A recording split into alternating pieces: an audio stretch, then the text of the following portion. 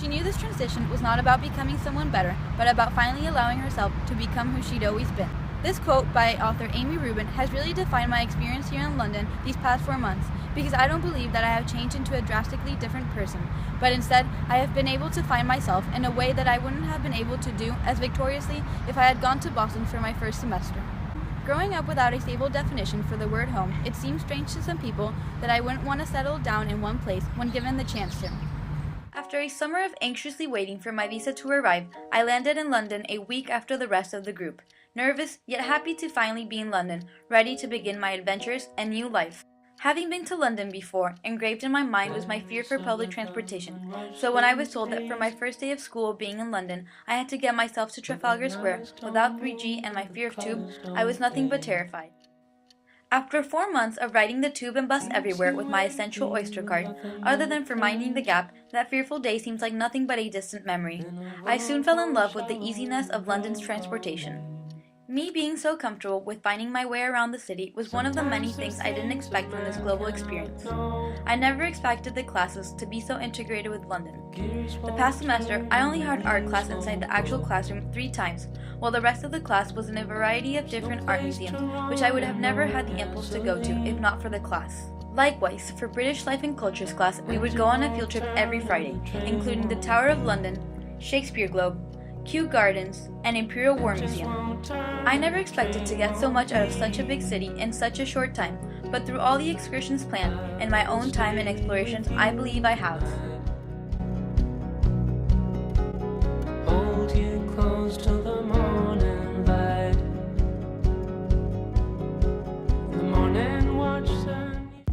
Excursions planned by the wonderful NUN staff to places like the rugby match, Harry Potter Studios, London Eye, Stonehenge, the Cliffs of Dover, the football match, and Edinburgh, as well as activities like the Ghost Bus Tour, cooking classes, Charlie and the Chocolate Factory, Matilda, and the London Dungeon, all allowed me to experience London better and to do activities which I probably wouldn't have gotten the chance to do otherwise.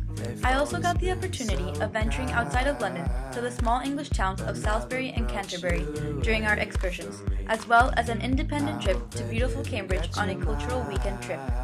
Through these excursions, I have not only gotten the opportunity to experience the wonders of such a historic country, but also to connect with a variety of people, making the NUN London group feel like a big family to me.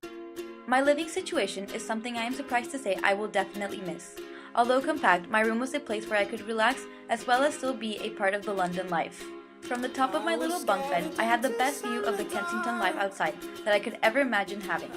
I have heard wonders of the Boston Commons, but I will yearn for my unwrapped run through the Kensington Gardens, crossing over to Hyde Park, and sometimes unexpectedly even St. James's Park.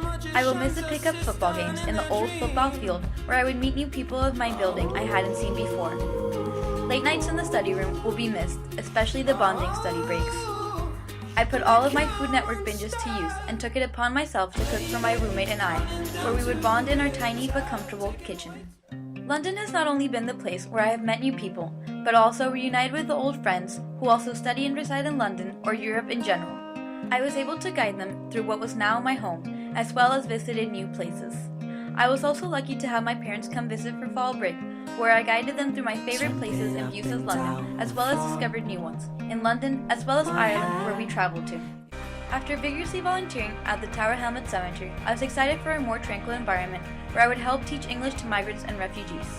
Although it wasn't always as calm, it was a very rewarding experience, because through my ability to speak both Spanish and English fluently, I was able to help the Islington Center of Migrants and Refugees in numerous ways, mainly through translation. As part of another weekend service learning activity, I volunteered at a Halloween festivity organized for the kids in the community of Tower Hamlet.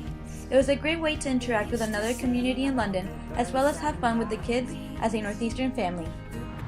4 months is not enough time to morph into a completely different person, so I can't state that I am very different than the person who got on that plane with 2 suitcases and a visa, but I can genuinely say that I am a better person, in the sense that I am better prepared for what awaits me in the future.